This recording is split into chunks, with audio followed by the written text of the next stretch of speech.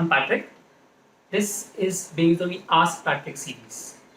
So this specific question was asked by Sakshi Jain in terms of how do I ensure that I meet my daily targets. So let me just give you by my example.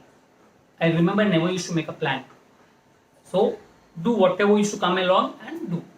But that ensured that I didn't do anything as such. I mean, without a plan, the day just goes off. So it's very important to make a plan. So I realized that I have to make a plan on a daily basis if I want to achieve something.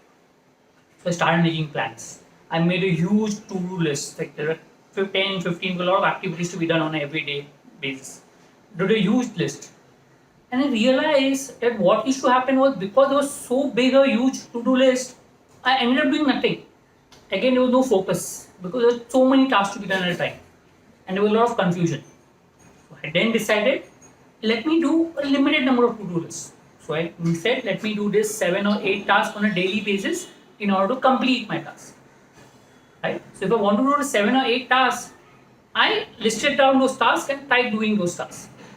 What happened? What happened was I started doing more and more tasks, but then I realized that the task I was doing were a non-important task, and my important tasks were getting sidelined. There's a book called Eat the Frog. The book says that the most important task is what you need to focus on and do first in the day, and then look at other tasks. So I realized that, and then I started changing my pattern of planning. So now I break up my plan into 2 parts. One is the important parts, which I will definitely try and complete in a day, which could be maximum 5 tasks, not more than 5 tasks which are important. And maybe 5 more tasks, which if I have time, I will try to complete those. Also, the first 5 tasks I have to categorize. This is the most important, second important, third important, fourth important, so on, based on that.